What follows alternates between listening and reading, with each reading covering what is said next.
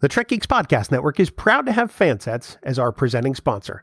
Stay tuned for release information and a special discount code good on your next order at fansets.com.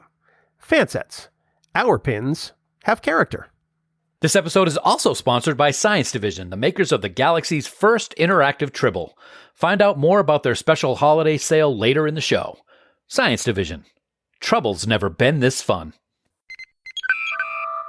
Hi, this is Gates McFadden, who played Dr. Beverly Crusher from Star Trek The Next Generation, and you're listening to the Trek Geeks Podcast with Bill Smith and Dan Davidson.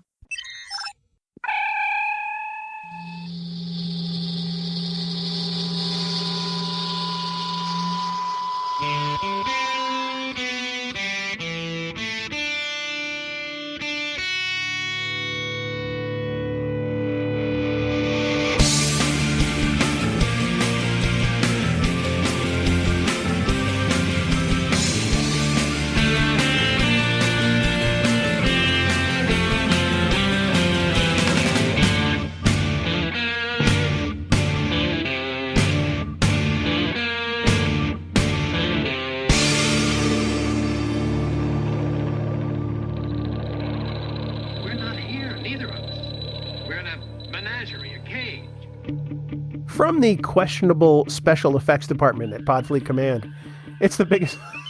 You like that one, didn't you? It's the biggest little show this side of the Alpha Quadrant and the flagship of the Trek Geeks Podcast Network.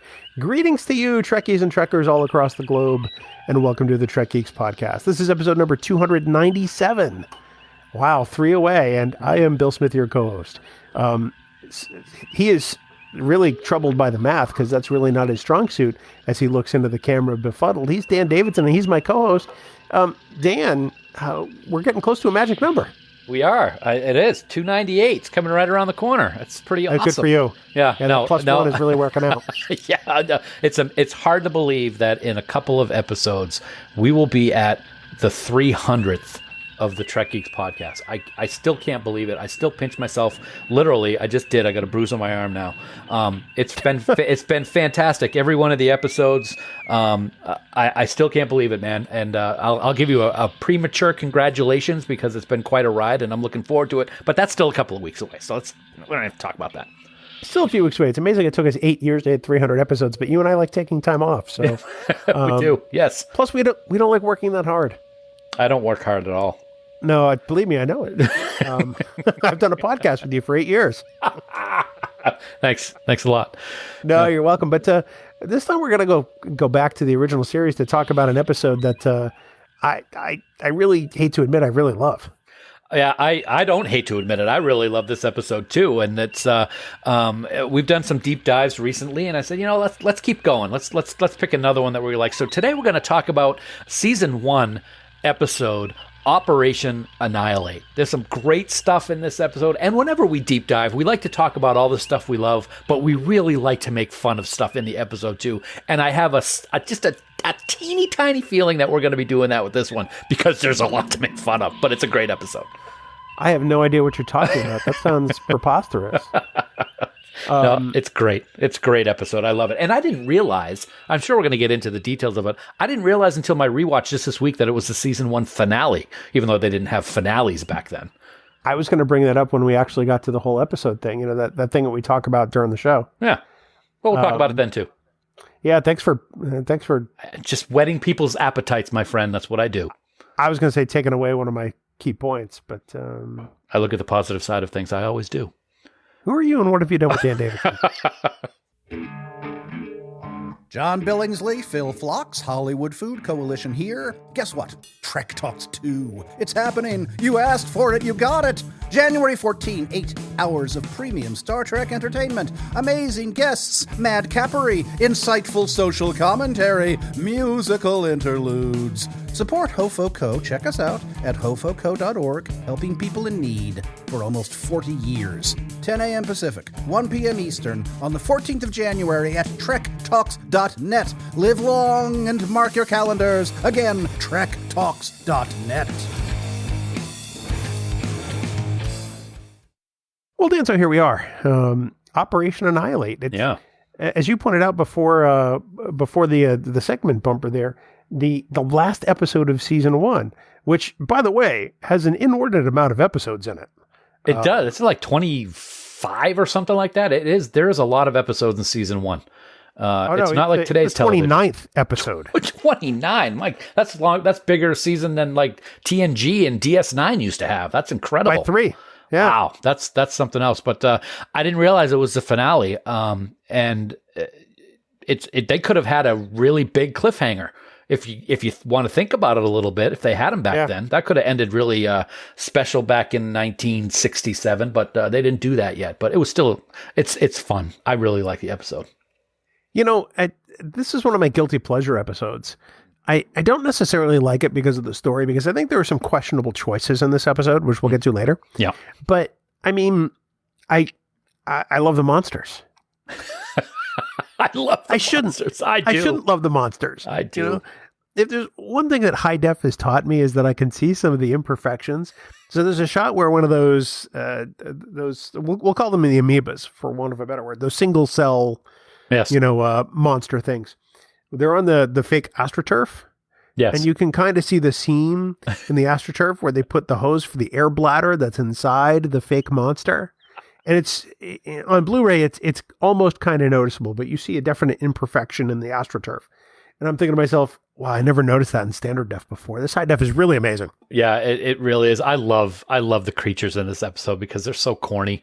You know, everybody always talks about Star Trek with the zippered monster uniforms and everything like that. But then you have something like this where basically they're just taking a bunch of melted plastic and rubber and flying it around a room on a string or something like that. And it just works.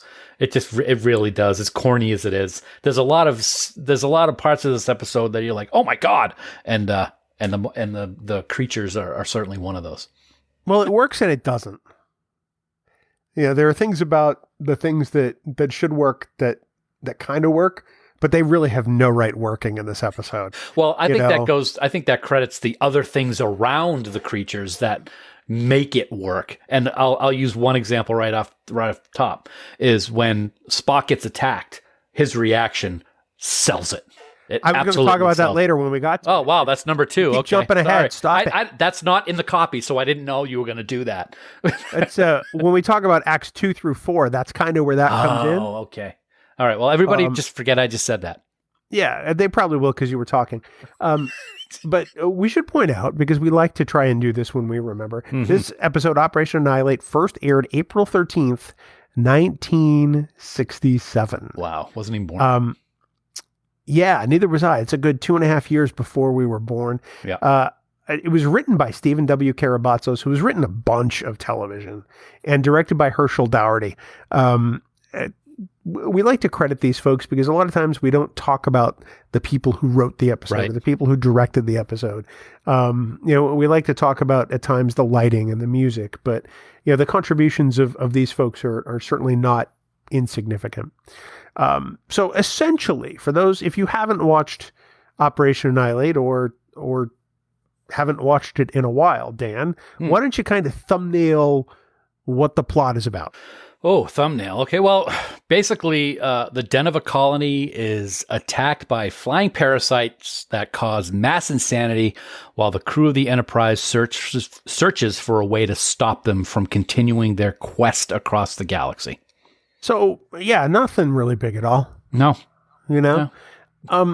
When I think about this episode, I try to think when I watch original series episodes, how would that translate today? And I think that this episode with today's special effects could be absolutely terrifying. Huge. Yes, absolutely. I cannot agree more. I think they could use basically every aspect of this episode, basically just refilm it, but everything else stay the same, and it could be terrifying because of today's special effects. Yeah. Absolutely. I absolutely agree. One of the things we'd like to do is go back and take a look at Memory Alpha and look at some of the facts regarding the episode. And this is, the sort of the grammar and punctuation person in me really kind of appreciates this fact. And this episode and Voyager's Bride of Chaotica are the only two in the Star Trek franchise that incorporate the exclamation point as part of their title. Interesting. Is it the only one that I noticed this when I was doing my rewatch? Is it the only one that encompasses 2 dashes between the words? Because I've never seen that before. It is. Ha. Okay. Interesting. It is. Yeah. I always like that. The dashes really kind of throw me off because I would expect it would be a colon. Or just one dash. I don't know. But yeah. I mean, when I think of operation, whatever, I think of a colon in between. But the nerd in me really kind of appreciates that. You don't really glean a lot from the title as to what Operation Annihilate could possibly be. Yeah. I'm kind of glad they didn't call it the flying fake puke monsters of Deneva. Because I don't think anyone would have watched it. No, I don't think so. Ooh, that would have never gotten through the censors back in the 60s. The flying puke monsters. That'd be a song like they used to play on the radio, like the Purple People Eater or something. Maybe 5 Year Mission will do a song about flying puke monsters. Oh, there you go. Just like a special. You're going to get a writing credit for that? No, I don't want one. Okay, good. Excellent. Oh. I'm not a musician. That's true. The other thing, Stephen W. Karabatsos, who, like I said, has written a bunch of television in his career, had an obligation in his contract that he must deliver at least one script of his own while serving as story editor. Well, he left the series like 6 months before this, 7 months, but he still had to fulfill this particular task while departing. Having no idea of his own, Gene Roddenberry suggested one entitled Operation Destroy with an exclamation point, which was essentially the basis for this episode, according to the Mark Cushman book, These Are the Voyages, TOS Season 1. Interesting. I have a hard time believing that Gene, 1, didn't have an idea. But 2, wow, we really need a 29th episode in the season. Yeah, it still blows my mind that a low budget, well, it wasn't low budget for back then, but they did that many episodes. No wonder they always talked about just how crazy the hours were. I mean, we heard that with TNG and DS9, that they'd be pulling 20-hour days for their 26 episode seasons. But yeah, 29. And I didn't realize that season 1 was that long. It's just not something that you really think about. And again, I said it before, just the fact that this was the season finale is something I never realized until just this week. And it was an expensive show to produce. Yes. You think about the fact that Desilu was pumping money into this thing. On set. And they did 29 episodes season 1. Yeah. Unreal. And that they did like outside filming, which wasn't something that they did much in season 1. They were always on sets, but they were outside, and I don't even know where that was, where they did the filming. I'm sure it's in the notes here on Memory Alpha, but so that's that's expensive to do that as well. And also the first draft of Operation Destroy did not feature Kirk's brother Sam and his family. In that version, a Denevan woman named Aurelin was in love with a young man named Cartan, or Carton, whatever you want to call him, who flew his ship into the sun to destroy the creatures. Aurelin and her father were not infected and helped the Enterprise crew in their research. Honestly, I think that would have been a little more compelling. That would have been kind of cool. I mean, the whole Kirk's brother thing, I mean, it was so small a part of the episode. We'll get there. We'll get there. But yeah, that is very interesting. But let's talk about... That's what I love Memory Alpha. Fantastic. Oh yeah, absolutely. I mean, it pulls together a lot of resources from a lot of places. Mm-hmm. But let's talk about Act 1. We talk about flying that ship into the sun. And that's really weird. We've never had a Star Trek show kind of do that at this point. It seems like a really drastic act. It seems like this person may not be fully with it. But it does pose really kind of an interesting problem for Kirk, who all of a sudden decides we got to get to Deneva and fast, but doesn't really say why. Yeah, true. And I'll tell you what, in the remastered version, that ship flying into the sun or flying near the sun, we don't actually see it get destroyed, but we see it flying towards the sun. It's really pretty nice. It looks really good. And it makes me think, so they have all these, what happens later on in the episode, which we'll get to, but what made this guy decide to think maybe flying close to the sun will help everything and we'll be rid of this insanity? We don't really get any idea as to why the person decided to do that, even though later on we kind of find out a little bit. Yeah, I think he thinks at that point it's really the only option he's got left. And considering how much pain he seems to be in just from his radio transmission, I guess I can understand that. So a landing party decides to beam down. It's a bunch of people. It's Kirk, it's Spock, it's some of the usual characters, Scotty, Yeoman Zara, was that the name? We never see again, or never saw before, but she didn't die. She doesn't die. And, Spock all of a sudden is like, this planet's supposed to be hopping, but things are pretty calm. It's quiet. Or Spock says, strangely quiet. They beam into the capital city, and it's 100,000 people. Nobody's around. Nobody. Zero. And yet they still get attacked. By a bunch of people with some really interesting looking weapons. Club type weapons. Yeah. Yeah. But the interesting thing is that they're warning them. They're saying, go away. We don't want to hurt you, as they're standing there ready to attack them. And then they attack them. And here comes my first flaw of the episode I'm going to talk about, Bill, because it's in this very scene. Yeah. The voiceover dubbing work in this episode is really bad. Yes. Prepare to fire. Fire. I mean, it doesn't sound like he's outside. It happens so quick. The special effects of the phasers aren't all that great in this episode, even in the remaster. But I got to say, there's more than one scene where they had to do some additional voiceover work and put it into the episode. You can really hear it in this one scene when he tells everybody to fire. So in a planet or a city of 100,000 people, they hear one scream and Kirk automatically goes, oh, we got to go to my brother's lab because, by the way, my brother and his wife and family live on Deneva. Uh-huh. That would have been good to know before they ever got there, but okay, whatever. He's a private man. Yeah, but it's the only place that scream could have been coming from. Bit of a stretch, but all right, let's go with it. Okay. They get there. His brother Sam is dead on the floor. His sister-in-law, Aurelin, is hysterical, and his nephew, Peter, is just seemingly unconscious nearby. But looking like he's in pain. But, yeah, clearly. I'd be in pain if I read that show, too. Yeah. And this is kind of where we have to bring up the elephant in the room. The choice to put Bill Shatner in a fake mustache and make him Sam Kirk. He's great. And they put that mustache in Strange New Worlds, which is even better. I know, yeah, definitely. Yeah, it's a very quick scene where we get to see his brother dead, Sam, on the floor, and it's Shatner with interesting lighting that wasn't there in the over the shoulder shot, but is on the next shot where they show him turning his body over and he's got a mustache, and it's one that you remember always. I know I do. The character has no lines. Couldn't they have just used some extra or day player and said, yeah, that's that's Kirk's brother? They could have used Kirk's stunt double because they supposedly look a little bit alike and it would have been great, but they didn't. Absolutely. Oh, well. One of the things I like about this scene, Bill, is at the very beginning, and it's kind of what makes the creatures work, even though the creatures themselves don't work, is his sister-in-law is hysterical trying to block that vent.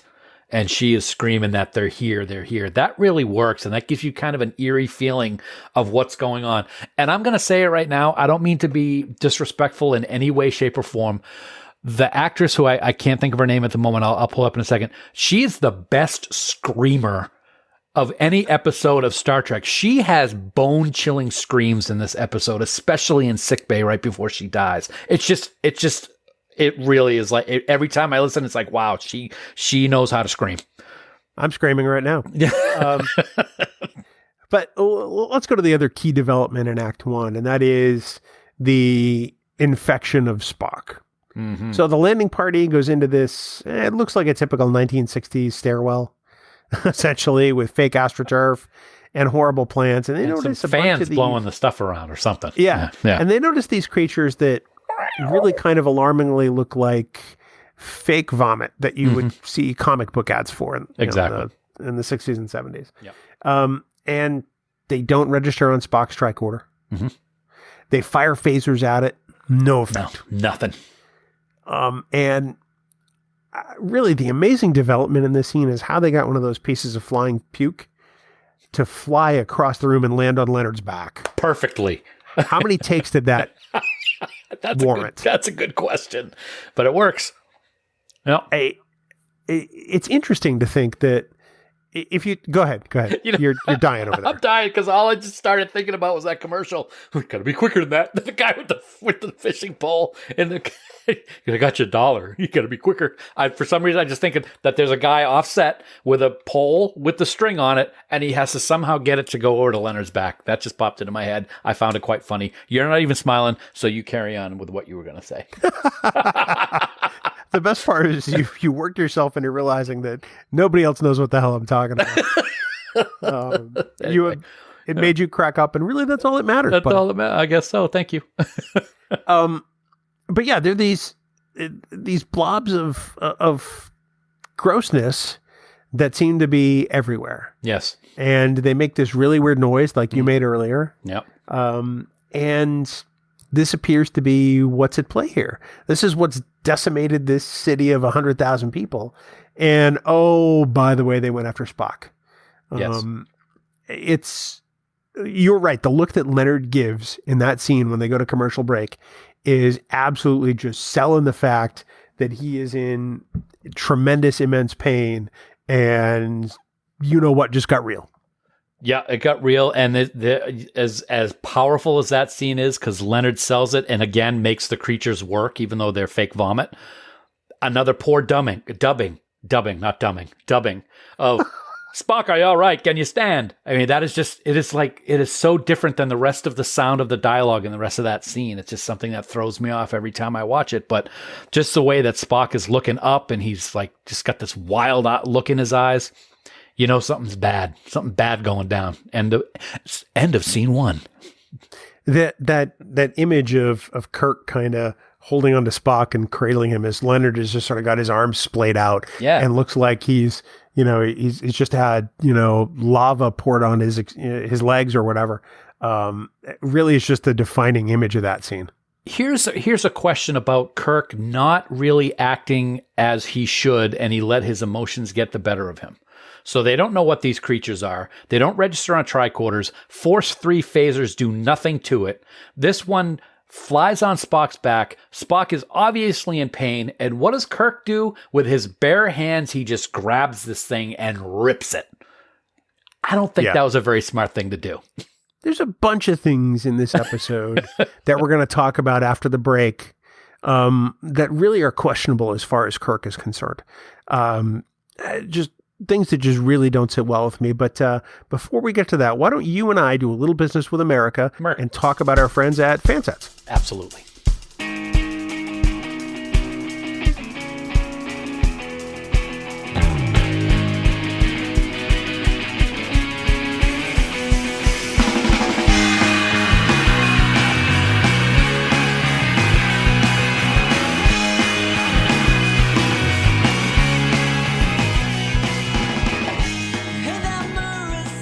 Dan, as always, we want to take a moment to thank our friends at Fansets for being the presenting sponsor of the Trek Geeks Podcast Network. Yeah, we certainly do. Thank you, Fansets, for everything you guys do. We know that you're constantly at work to produce the very finest high-quality licensed Star Trek pins, and we are always excited for your new releases. So listeners, head on over to fansets.com right now to pick up the latest releases, which include the Future Imperfect Lieutenant Delta, available in both pin and magnet form, the Star Trek Picard Season 2 Europa Mission logo pin, the amazing Robin Curtis autograph pin, and the 2022 special holiday pin. It's everyone's favorite slimy little dude. No, not Bill. It's Holiday Murph. And like I said, you can find them all right now over at fansets.com. Wow, and the Holiday Murph pin is just so great. And just as an FYI, everybody, the Holiday Murph pin is limited to just 2 pins per customer. So get yours now because they are sure to sell out. So you know what happens next. Head on over to fansets.com, put all those pins that Dan mentioned and 2 of those Murph pins in your cart, maybe some accessories, gift cards, whatever. And at checkout, be sure to enter the special discount code word TrekGeeks for 10% off your entire order. That's Trek Geeks in all capital letters with no spaces. And of course, don't forget, when you spend more than $30, you'll automatically get free shipping in the United States.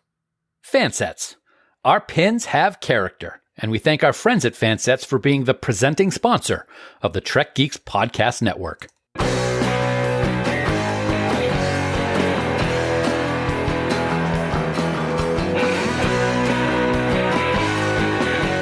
So getting back into Operation Annihilate, we get the landing party back to the ship, and of course McCoy goes to work on Spock, and it doesn't seem to be going well. You know, McCoy is uncharacteristically flummoxed to some degree. You don't see McCoy look almost depressed, almost at his wit's end in a sense, because nobody has an answer. And he snaps at Nurse Chapel.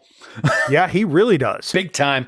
This is one of the times where I'm glad the special effects in the 60s weren't where they are today. But could you imagine if they showed what was inside Spock's back while he was trying to do surgery? I can only imagine those tentacles squirming around or wrapping around his spine. And that would have just been horrific. I'd never thought of that before. That'd be so cool. But yeah, it's yeah. But obviously Chapel is very surprised when he decides to close him up, which she gets yelled at for. But yeah, you're right. He doesn't know what to do. He's depressed, but in some ways he's panicking, I think, inside. Yeah. And it's really a part of McCoy that's really he always has that eyebrow raise when he's really stressed out, and he does that a lot in this episode. The other thing about McCoy, totally off topic, this episode I see more than any other episode in Star Trek, his little pinky ring that he always wore. You know, I never noticed it until Star Trek VI: The Undiscovered Country, and that's because I happened to see it larger than life on a movie screen. And then after that, I went back and noticed it and everything else. So I don't know if I just didn't pay attention or if on standard def, I just really didn't see it. You know what I mean? Yep. But I totally get what you're saying. I think the thing that really gets me is that, you know, Spock really tries to talk himself into the fact that pain is a thing of the mind and the mind can be controlled. That's part of the line that he gives. But I mean, in reality, Spock, yes, maybe that's true. You're half human, buddy. Yeah. Pain is very, very real. It's not just a thing of the mind. And he keeps saying it's a thing of the mind and there is no pain. But when he's saying that, he's constantly twitching because he's in pain. Yeah. So yeah, it's another one of those aspects. If it was a total Vulcan, would we have gotten a different reaction? Or is it the human part that's causing that? No matter how much you think it, pain is going to affect you, type of thing. And another great example of how Leonard was able to really work both sides of the human and Vulcan into his character. Yeah. But of course, Spock's going to Spock. So what does he do? Does he stay in sick bay and get treated? No. He breaks puts those on his uniform. really strong looking security straps. Yeah. He decides he's going to get back in uniform and maybe he's going to take him a little field trip down to Deneva. Not a great idea. So, you know, what does he do? He nerve pinches Leslie, decides he's going to try to get in the transporter, and eventually Kirk is like, well, yeah, I guess he probably should do that. Even though Kirk gave the order that nobody should beam down. I love Scotty in that, though. Stop right there, Mr. Spock, and I'll put you down for sure. He's just so good in that. But you know what? Even though Kirk was the one who said nobody beams down, you can't argue with Spock's logic as to the reason why he's going to go down. He didn't go about it the right way. Everybody can agree to that. He's the only person that should go down because he's already been infected. What's the point of putting somebody else in danger? No, absolutely. And what's Scotty going to do? Scotty's going to follow Kirk's order. Absolutely. It doesn't matter that Spock, who, you know, has a higher rank than Scotty as first officer, says, no, I'm beaming down. Scotty's like, nope. Mm-mm. Not unless you're captain, you ain't. Nope. Not unless you let me shoot you with the little phaser that they use this entire episode, not the regular ones, but that's a story for another time. Right. So Spock beams down, and almost immediately there's a colonist that decides to step to him. And I mean, I don't get why. Spock's already infected. Yeah. Maybe the colonist doesn't know that, but what does Spock do? He hauls out another nerve pinch, and Spock is like, doo-doo-doo, going on my way. Right next to that big red mosaic wall. Which really looks cool. Very nice. And so this is the one weapon. We talked about the weapons that the colonists had. This guy had like a super weapon. It was really shiny silver and a big circle at the top. What kind of tool was that? Well, I don't know. I don't know what they need tools like that for on Deneva, but that was a really weird looking tool. It makes me wonder if it was part of some art installation that he just broke a piece off of. Yeah. But yeah. So what does Spock do? He goes down to get a specimen of the fake puke. This is the thing that really gets me. So he brings down what looks like a spray painted toolbox. Lunchbox. Lunchbox, whatever. And it's got some plastic salad tongs in there. You're killing me. And he shoots it with a phaser, which previously really had no effect. Yeah. And I love the way Leonard just picks up the fake puke, tosses it in the toolbox with the tongs, and closes the lid. It's like, yep, day's over, job's done, it's Miller time. No gloves. No gloves. And like you said, he puts that in the lunchbox, and then throws the tongs on top of the creature and closes it up with, I think there was a little tiny piece of it still hanging out when he closed it. Like just a teeny tiny bit. I wasn't positive, but I thought I saw that. That would have been even better. It's the fan in me that wonders, okay, they beams back to the Enterprise. How do they get that out of the toolbox? Because when they phasered the one the first time that attacked Spock, it fell to the ground, and within 30 seconds, it flew up and stabbed him, or bit him, or whatever, however you want to call it. So yeah, chances were that thing was fluttering around and squeaking and making those noises in the box. I envision it like the episode of The Office where the bat gets loose. So they open the toolbox, and all of a sudden there's this piece of flying fake puke flying all over the sick bay in the Enterprise, and somebody's going, "It's puke! It's puke! Look out!" I just hope it doesn't land on Nurse Chapel's hair, and then they cover her head with a bag like they did in The Office. Well, that's just a wig. I think she'll be fine. Okay. But I mean, this is how science works, right? Right? McCoy needs to see if there's something he can do. They need a sample. No better way to try to solve the problem than to get a whole creature. But, McCoy's multiple efforts to find some method to kill the creatures retains nothing. I mean, heat doesn't work. Radiation doesn't work. Apparently nothing can kill it. Mm-hmm. And, this leaves Kirk to a pretty awesome realization, I think. Yeah. And you got to admit, is this where the title comes from? Does it come from the fact that they need to annihilate the creatures, or the fact that if he doesn't come up with something, he's got to annihilate everybody on the planet? All the Denevans got to die. 1 million of them. 100,000 in the city, 1 million planet-wide. Not a very big planet if there's only 1 million people. I'm just going to put that out there. But yeah, that's a huge decision weighing on his shoulders, including his nephew and first officer. What really gets me about this is it takes until Act 3 to realize this. We're almost most of the way through the show because there's only one act remaining. Mm-hmm. And Kirk realizes that this is really what it's about. The creatures have to be stopped here or more people are going to die. And, well, in that case, they may have to wipe everybody out on the planet. It doesn't necessarily kill the creature, but it certainly leaves Kirk and McCoy really in a horrible place. Yeah, and you're right. It should have taken him a lot sooner because his sister-in-law said they need us to be their arms and legs to build them ships so that they can continue. And Spock pointed out in the teaser of the episode that this insanity had been traveling from system to system in a direct line over the last 200 years. It was something that I think he should have realized a little bit sooner, but he obviously had other things on his mind, like, his dead twin brother. Even though he's not his twin. His dead self. His dead self. His hairy self. So we get to the last act, and, long story short, they decide that, they got to test something out, and Spock volunteers to be the guinea pig. So McCoy rigs a test cubicle that kind of puts Spock inside to eventually go through the test. Well, before that, they actually use it on the creature first, which is an important part. He puts the 1 million candle per inch light onto the creature itself in that lab, which destroys it. And then they have to figure out, now what? We know that it killed the creature. How are we going to test it? But Spock already knows that he's going to be the test subject. And it's funny, when I was watching this the other day, I didn't think of it. I'm like, okay, why aren't they giving him a set of goggles? Take a set of goggles, dude. What are you doing? And then he actually, because he's Spock, they want to give him one. He goes, no, nobody on the planet's surface has the goggles. I'm not going to use the goggles. I'm like, oh, wow, that's pretty human of you. But then he goes into the big metal room.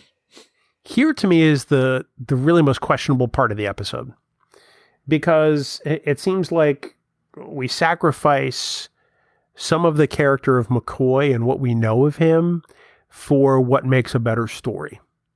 You know, Mission Log talks about about the gumbification of McCoy more often than not, how they make McCoy what they need for a given situation in every episode.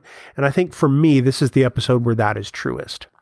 McCoy he's a medical doctor. He's a scientist. I mean, in the end of the day, he, would not necessarily skip to the end.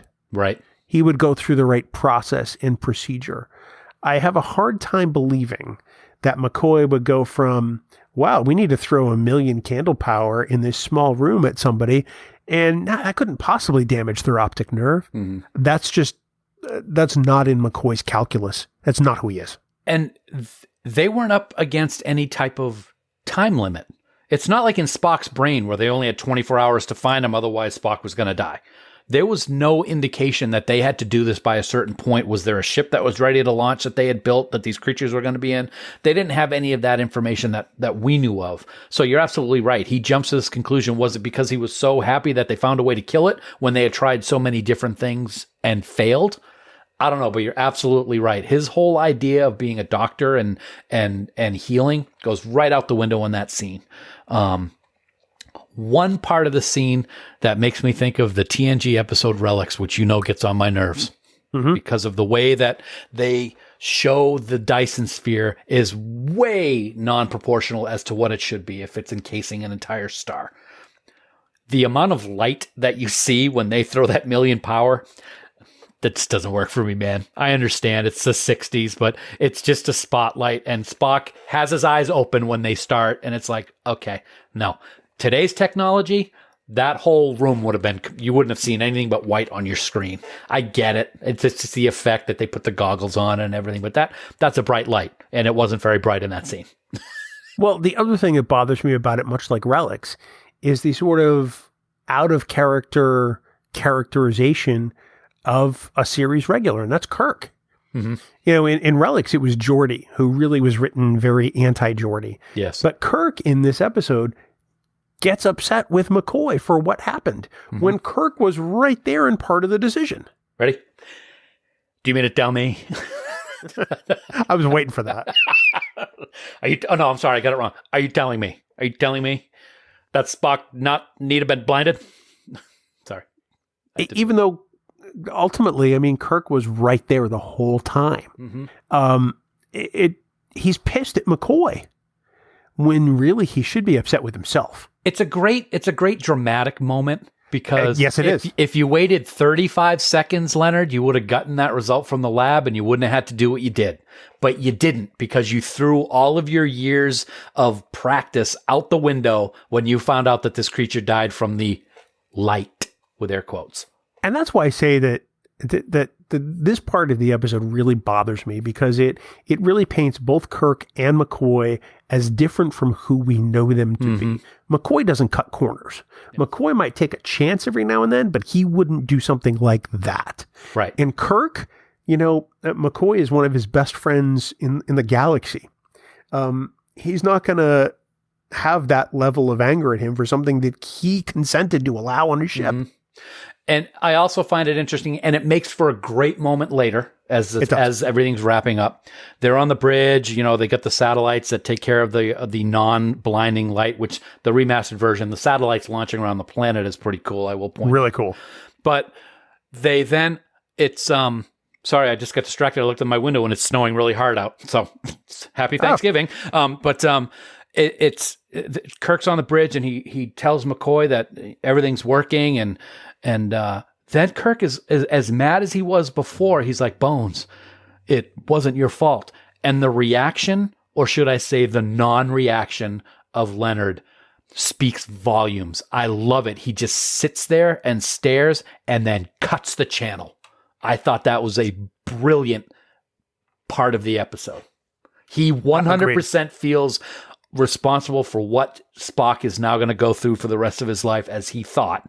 And I thought it was a great way to show the guilt as well as the love and friendship that he has for Spock. 100%. I want to clarify the fact that I don't like what happens with Bones and Kirk in this episode is by no means an indictment of the performance by DeForest Kelley or William Shatner. Oh, absolutely. D. Kelly does what D. Kelly always does, and puts in a fantastic performance as McCoy. And that moment in particular is awesome. It is. It resonates the most for me in the episode, above everything else. And plus Shatner in that moment reassuring Bones as Kirk is fantastic. Bones. The way he says Bones over and over again, he gets no reply. It's deafening how quiet it is. And even Leonard's reply, "Oh, thanks. I'll be sure to let him know. He'll be really happy to hear that." He says Spock will be happy to hear that. It's just another moment that just speaks so much. And then in the kicker scene, we find out, hey, Spock's not blind. Guess what? Vulcans have an inner eyelid. Which is a hereditary trait, protected him from the bright light. Wouldn't his doctor know that? Well, maybe McBenga knew it because he was the Vulcan doctor, but he wasn't in this episode. He was on vacation on Risa.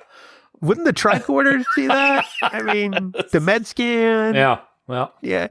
But hey, Spock's back. Everybody's happy. They've mitigated the situation on Deneva. We can head on to the next place, Warp 1. Yeah. All in all, a fantastic episode. After this quick break to talk about our friends at Science Division, we're going to come back and talk about some things we like, some things we don't. And we'll do that right after this. Please don't tell him I said he was the best first officer in the fleet.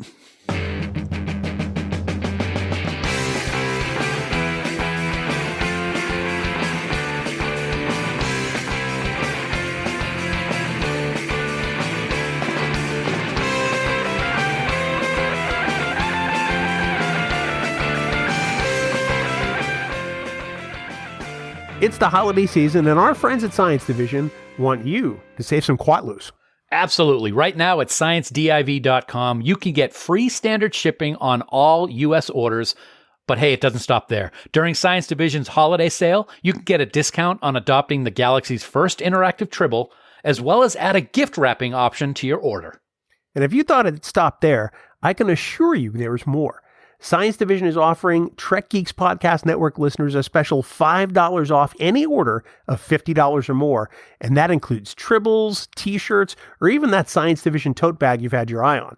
Oh, and you'll get a free Trek-themed mystery item along with your order, so it's like you get an additional present. That's awesome. So just use the special discount code MerryCoconut at checkout for your exclusive $5 discount on your purchase of $50 or more. That's MERRYCOCONUT, all in capital letters with no spaces.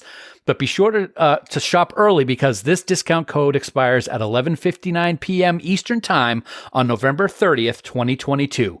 And Bill, did you know why coconuts are merry? I'm going to tell you. That's because coconuts are not dangerous, my friend. Right. Yep. Happy holidays from Science Division, where trouble's never been this fun. And we thank our great friends at Science Division for sponsoring this week's episode.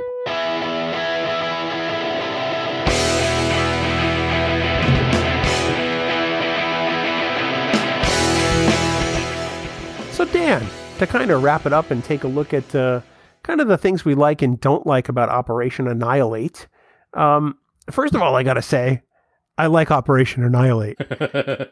I used to admit it begrudgingly because of all of those kind of cost-cutting effects, like the flying fake puke. Mm-hmm. But all in all, its challenges aside, it's a great episode of Star Trek. It's a fantastic episode. I've loved it since I was a kid. Now, I don't remember the first time I saw it or anything, but I do remember that when I saw it as a kid in the 70s, even though they're fake and they look like fake pukes, those things scared me when I was a kid. They really did. The noises they made and just thinking about what it was like to get stung by one of those things and what was going on.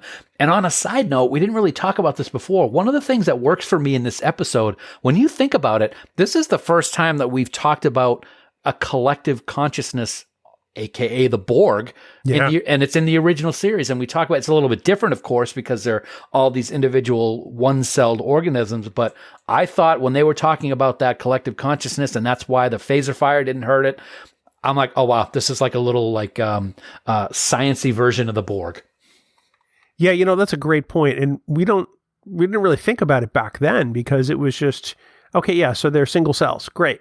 When we think about it today, we think about, wow, that's really kind of bold for the original series to take on in the 60s.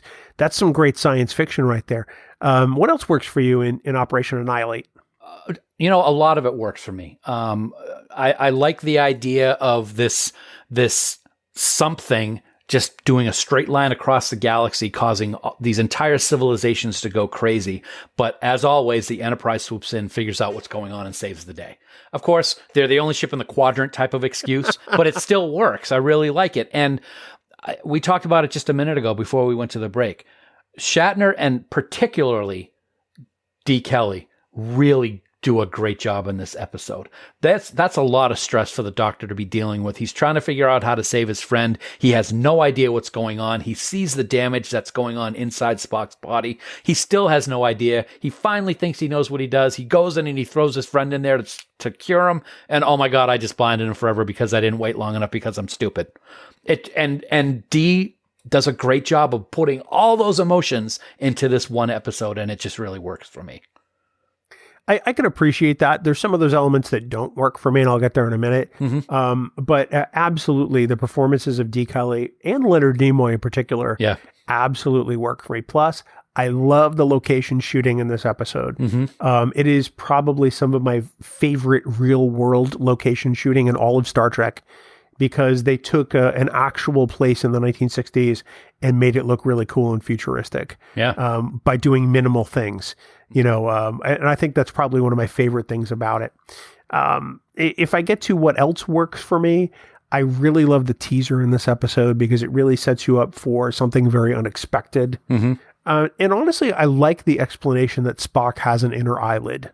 I like that we learned something about Vulcans that we didn't necessarily know before. Right. That's we get to add to the lore of Vulcans in this episode, and that's something I always love.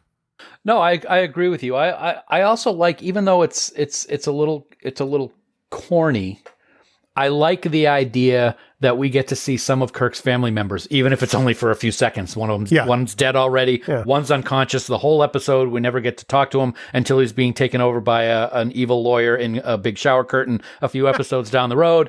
And then his sister, who does a great job screaming and telling them, she actually is the person who tells them all what's going on as best she can. And then she dies right away. So we get to meet Kirk's family, and then they're gone.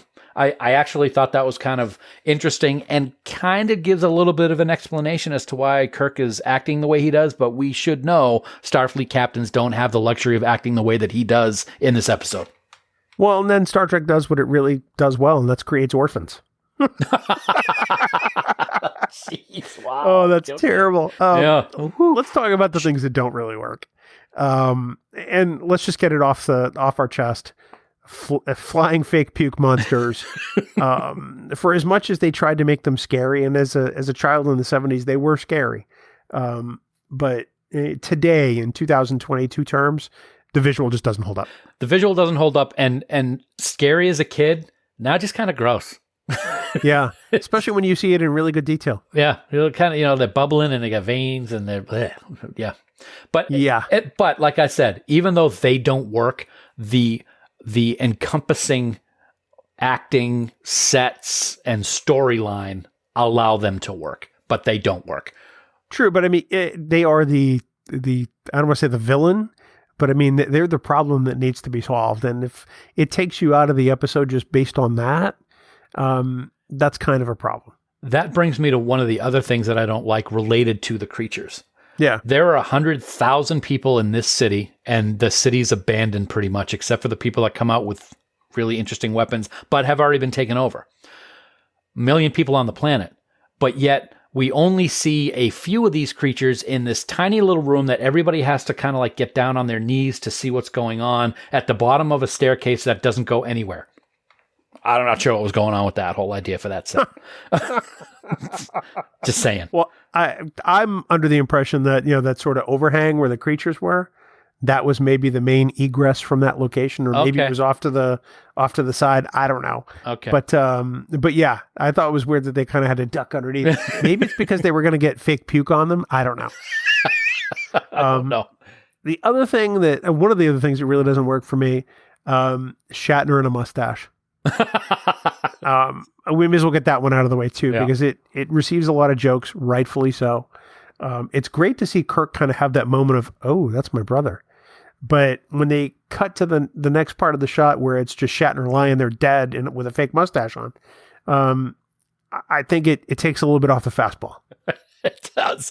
I will say that one part that I like, even though I don't like that either, is you see Spock trying to say something to Kirk about, sorry that your brother's dead. He's not really able to come out with anything really strong. And Kirk just kind of brushes him aside. It's like, yeah, okay, bye-bye. Which is kind of un-Kirk-like also. I know, he just saw the death of his brother and everything, but yeah, the thing, I don't mind so much the mustached Kirk or mustache Shatner as the lighting for that big reveal of when they turn his body over. That just didn't work for me. I thought that was kind of, okay, that's weird. The lighting wasn't like that a second ago. That scene really seems like an afterthought. We need to give Captain Kirk something to look at. All right, let's, Bill, you want to put on this costume? We'll put a fake mustache on you. It'll be great. Really the other thing that doesn't work for me just slipped my mind because I was breaking into that explanation of how they came up with that shot. All right, you might think of it. There was something else. I got a couple other things too. Yeah, so go ahead. Think about it, and then we'll see if we can figure it out. The special effects in this episode do not work for me. Even with the remastered version, which there are several remastered shots that are fantastic, but a lot of the special effects that stayed as is, even after the remaster, doesn't work for me. The phaser fire is extremely sloppy special effects in this episode. The beams aren't even coming out of the right spot in a couple shots. Although and again, we get, is it going to be a green beam? Is it going to be a red beam? We never really know in Star Trek. It all depends on what season or whoever was doing the special effects.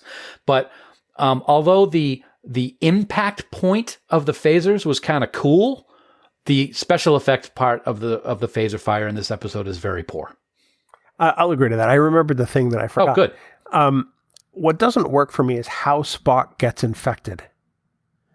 While Leonard sells it with a great look, that whole idea, the flying fake vomit flopping through the air to land on Spock's back, and then Kirk trying to rip it off, really just doesn't work for me. I like the way the IDW comic did it better. I have not seen that, but kind of like Alien, where it latches onto Spock's face. Okay. The way that would have been much more effective and more dramatic. Oh, I think it would have been a hell of a lot scarier too, which would have worked. But the way I've always thought of it as, and let me preface it with this: I can see what you're thinking because it lands on his back, and then when Kirk ridiculously pulls it off without gloves or anything, there's no puncture wound or blood or anything on Spock's back. But I've always thought of it as a mantis. You know, mantis's mouth is on the bottom of it in the ocean, if you've ever been with them or gone to the things down in the Caribbean where you can swim with them. So I'm thinking that its mouth is on the bottom and it just lands on him and punctures him and infects him with something. That's all. You mean a ray and not a mantis? Yes, excuse me. Yes, sorry, a ray, yes. That's okay. That's exactly what I mean. But that's how I've always thought. I've never thought of it as being an issue. It's just the way that it does it, and it's kind of just like like a bee sting. Like I think McCoy actually says like a bee or a wasp or something like that. That's how I've always taken it. But that's a good point. I like it. It's just it's a personal preference. I don't think it really takes away from the episode. Mm-hmm. That's just what didn't work for me. Yeah. And that's really the end of my list. The things that I had on my list that I've already talked about aren't big things. They're kind of post-production things, every one of the ones that I really kind of had a problem with. The sound editing, I think, is not great in this episode, which we already talked about. The special effects I already mentioned. And the fact that we never see this yeoman again. We never saw her before. She didn't die. She was there for when they see these creatures, and she's there for the moment that we all get to see Spock is able to see and everything's fine. We never see this woman again. And that's kind of a disappointment. Those are the only things I get. It's kind of weird. Maybe she transferred off the Enterprise to clean up fake puke. That's a good way to look at it. I don't know. Maybe she remained behind on Deneva to help out. I don't know. They had to put those things that they use as weapons back on the Art that they took them off. That's right. Yeah, it could be what it is. Right. Well, Dan, that's going to conclude our look at Operation Annihilate, one that I find infinitely rewatchable, despite the fact that I laugh at some things in it. But it's certainly not a bad way to spend an hour. But isn't that one of the things that we love so much about Star Trek? We love the episodes. They have such meaning, but at the same time, they make us laugh, even when they're not supposed to. I think that's one of the other things that I love about watching these episodes. Kind of like your face. Thank you. You know, the other thing that we love. No, I think Dan, I know. The band 5-Year Mission. Mm-hmm. It's great to have them as a part of Trek Geeks. It's great to have them on the Trek Geeks podcast network. Seriously, if you haven't listened to their music, if you haven't heard their podcast, go get those in your ear holes. Seriously. I mean, they are an amazing band doing an original song for each episode of Star Trek. And it's not parody. It's not something that makes fun of Star Trek. Right. It enhances what you see in these episodes. So go on out to 5yearmission.net, get all their CDs, ship them to your front door, give them to friends for the holidays. Guarantee you'll become a huge fan. 5yearmission.net. Could not have said it any better, my friend. It's interesting, though. I don't think it's a coincidence that we kind of talked about this episode today, buddy. Maybe not. I'm really not sure. But I do know one thing. Those poor people, driven completely insane by the drum beating of a scary alien species, determined to take control so their victims can be their arms and legs, just so that they can build ships and continue the swath of musical destruction across the galaxy. Oh my gosh, Sam Kirk knew it, and so did his wife, and they paid the price, like so many others on that planet. The episode, of course, was Operation Annihilate, and it all took place on Deneva. 100,000 people. Insane. Wow. Deneva. I feel like I've been driven insane just after hearing that brief Farkism. You know, I feel like I should have seen that coming. Yeah. But kind of like stepping on a garden rake, I feel like it smacked me square in the face and probably broken my nose. You're welcome. I might be concussed. I'm happy about that. Anyway, Deneva. Remember it. Yeah, no, please don't repeat it. It's killing me. Yeah, kind of like the pain that Spock is in this episode. That's what I feel right now.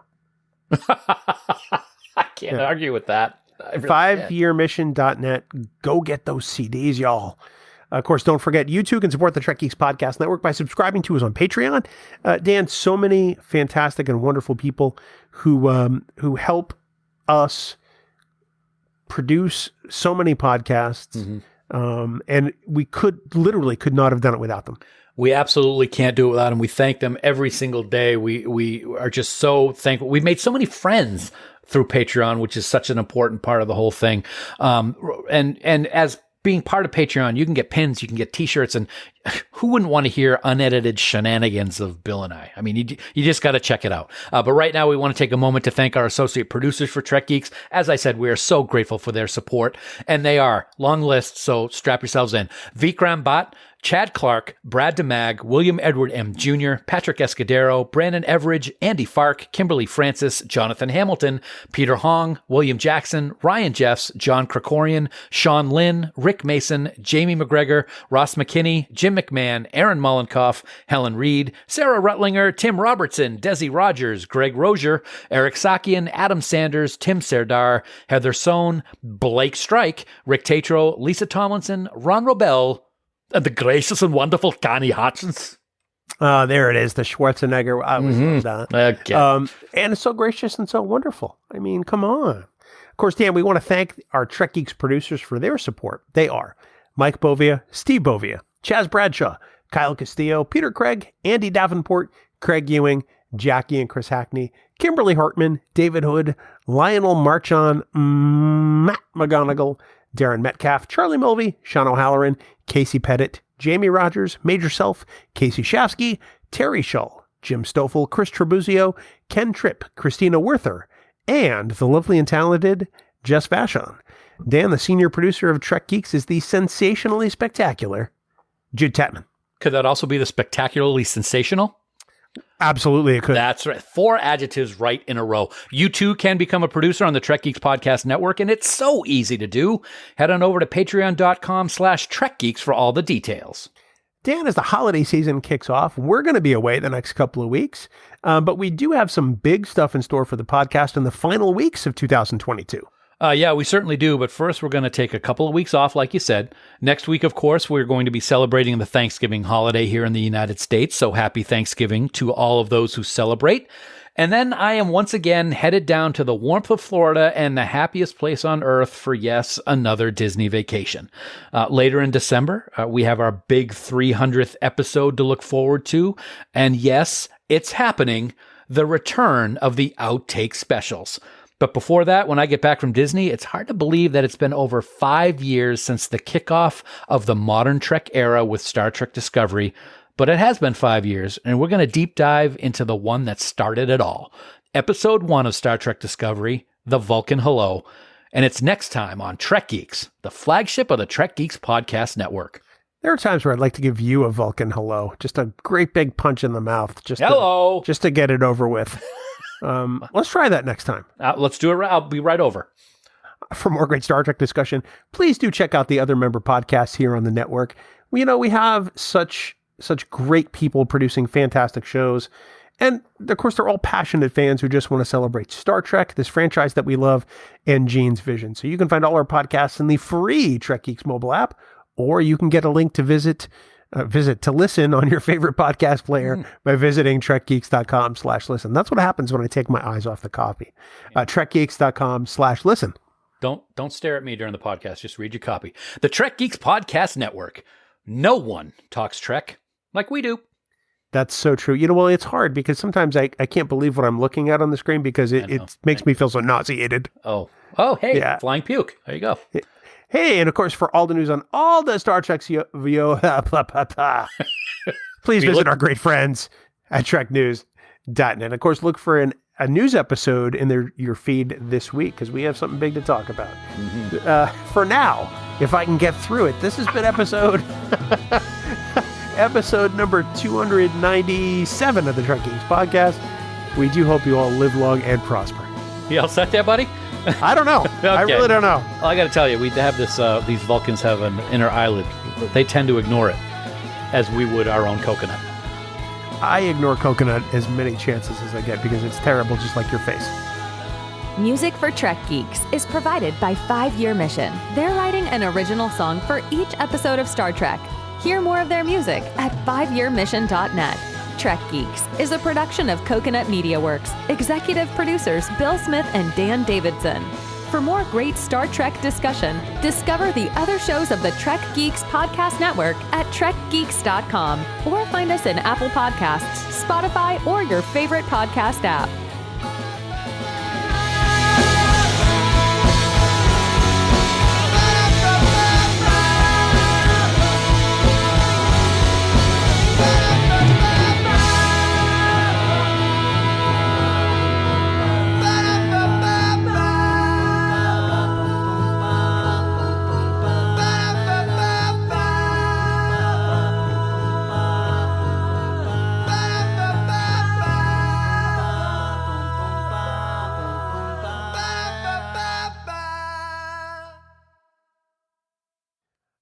I say big bong to you, young Daniel. Hello, Governor. Bing bong. Right-o. Hello. Let's put a little shrimp on the barbie. Oh, wait. That's two countries. That's the wrong... I always do that. I did that once to my cousin Matt, who's in London. We were doing a shot for something during COVID, and we did a video. And it was Sue and I, and I did the whole thing as an Australian. Talking about English stuff like, this here drink's going to cost you 4 bits, mate. I've got it on my phone still. It's pretty great. I loved it. I got to say, I patted myself on the back of that because it was funny. So you did it intentionally? Yes. See, with you never know. Yeah, I was like, I'm going to do this. And Sue's like, the whole time, she's like, what are you doing? I'll never forget the one meme I saw. That says, if you want to say the word razor blades and sound like you're from Australia, just say rise up lights very quickly together. Rise up lights. That's for you, Blake Strike. That's pretty good. Rise up lights. Rise up lights. That's awesome. That way, and it's amazing. I mean, it works. It does.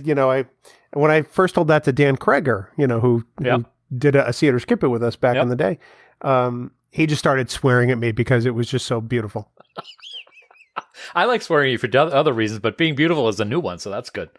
Well, no, I wasn't beautiful. The fact that thing worked. Believe me, I know. Hey, I am beautiful. You look no at you matter what they say. Look at you. Words can't bring me down. Don't you bring me down today. I'm gonna puke. All right, that's a dramatic reading of "Beautiful" by Christina Aguilera. That was very great. That was very good. Thank you. Thank you. Not one of my favorite songs from her, though. And you know, I'm a ex-Tina fan, so yeah. So. I'm sorry. No. Back to fanboy butt. I knew that was gonna be coming. That's sorry, how it's spelled. Yeah. No. It's not. Her Xtina. name is actually spelled Christina. Oh, I know, but like her, like the logo or like whatever. But on Facebook, on one album. Yeah, but she used it on Facebook too, so that's where I see it. It's Xtina. Because I'm not Christina friends. Aguilera. I'm not friends with her on Facebook. I didn't say friends. Yeah. Why are you following Christina Aguilera? I'm sure I followed her a long, long time ago. Yeah, I'm sure you followed her like last week. No, it's a long time. I barely go on Facebook anymore. So, yeah, but yeah, Xtina. This is all very sus. Very suspect. If you want to bore the listeners, I can go onto Facebook and find the actual date that I did it. It might take some time though. Because I don't. I just want to prove you wrong at this point. No, it's not about proving me wrong. It's the fact that you did it in the first place. It doesn't matter when it was. Why not? I'm a fan. Nothing wrong with that. Jerk. Hey, don't be a jerk. You follow The Office? No. Oh, okay. Never mind then. I'm lucky I follow Star Trek. And that's only because true. I have a Star Trek podcast. That's right, because social media is a cesspool of evil and divisiveness, and I hate every form of it. Well, no, that's because, I'm a mover and shaker in the Star Trek community, don't you know? And I usually find out these things before mere mortals like Dan Davidson. Mere mortals? Yeah. Meaning I am something greater. Oh, I've known that forever. I mean, that's why I'm here, so I can learn from the best. Don't I know? I just ride my coattails. Exactly. You know what? Might as well get the credit while I can. Because once you're gone, it's all downhill from here, baby. Where am I going? Well, I don't know. I'm just saying it happens eventually to all of us. We're only human. Now I feel like I have to look over my shoulder. Don't look there. So we are, of course, next week is Thanksgiving, which is in the United States, which is very exciting. And you'll be doing your thing for the holiday, and we'll be doing our thing. But right after the holiday, I'm off to Disney. So I'm like, when are we going to do a bunch of the stuff that we want to do for preparation for the holidays? So we did a little early. Company was outside today putting the Christmas lights on the house, and it looks pretty awesome, and I'm pretty excited. Yeah. So it got me in the Christmas spirit. So I grabbed my artificial tree to put here in the office in the podcast studio. That's what I was waiting for. Yeah. And I put the tree up, put the lights on, plugged it in. Half the lights don't work because I forgot to plug it in to check them first. So yay. So I get to go to the store tonight and get some new Christmas lights. That will probably die next year. I just don't understand. How long has there been electricity? Like 100 years? Oh, I think it's even longer than that. Yeah. Oh, I mean, at least in most areas. Yeah. We'll say that the whole country has had electricity for about 100 years. Okay. In that time, could nobody invent a strand of Christmas lights that doesn't mysteriously break while it's in a closet in a box? Doing nothing. No current work going fine through when it. you take it off the tree. Yeah. You go to put it on the tree next year, a strand doesn't work. What the hell? Yeah, it's very strange. I mean, it's not a big deal. They're not super expensive, but I spent a lot of time putting those lights on, and I forgot to check it first. So I'm like, oh, yay, gonna plug it in. I got my new Enterprise up there that I got last year, and I just ordered all the ornaments so that they can all talk to each other and do mirror the episode, and boom, half the lights don't work. So I'm like, oh, great. So I get to take it all apart. I was gonna put all the ships on and everything today. As you can see with my camera, I got all the stuff on the bed. I got all the ornaments out, ready to pack and everything. They'll be sitting there for another couple of days. It's just, it's maddening. It's like more face. Maddening than you. I know. I already got into your face. I know. I was taking a breath. I couldn't help it. I'm short breath. If you could stop taking breaths, that would be ideal.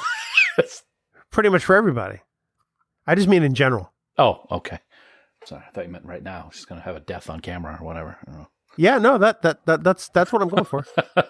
So is that a Red Sox or Patriots sweatshirt that you have on today? Boston Patriots sweatshirt. Oh, wow. Old school. Okay. It's an old one. My wife got this for me about 15 years ago. Mm-hmm. And I'm just getting to the point where I'm starting to think about retiring it because it's getting a little long in the tooth. But Yeah. she got this for me the 60th anniversary season. Ah. So that would have been 2010. Yeah. I think so. Is that right? Yeah, it is. Yeah. Gophers have long teeth. Did you know that? Or 50th anniversary season. My bad. Yeah. Yeah. What are you?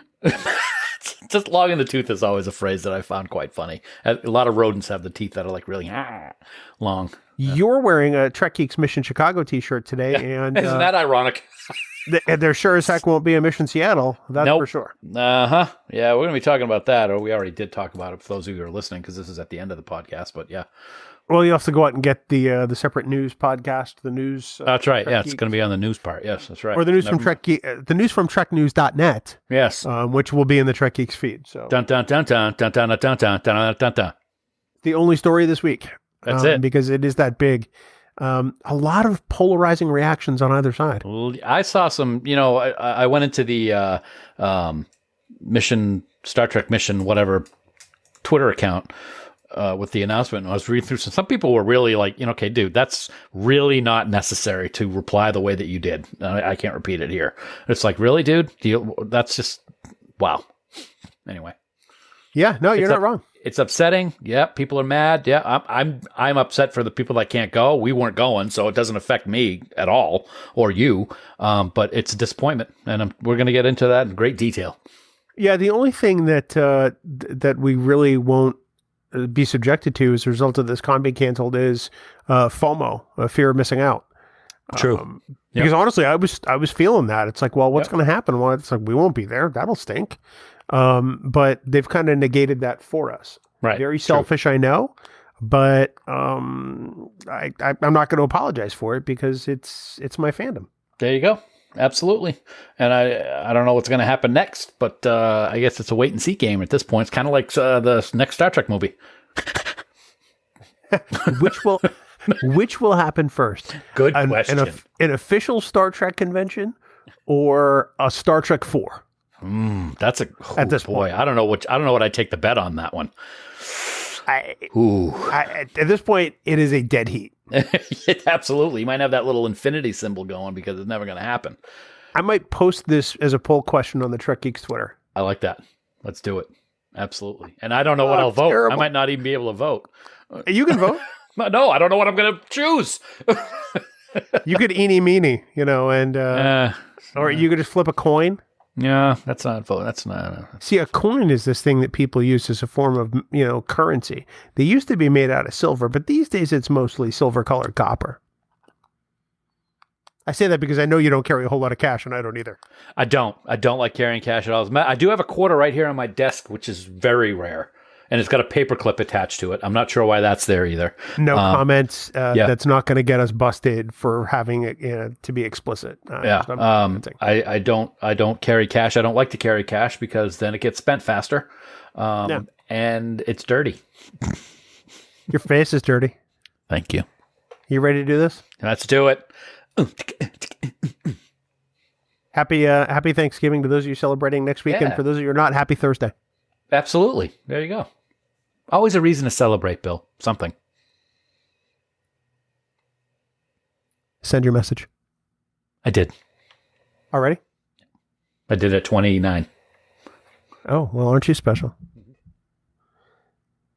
right, here we go with news.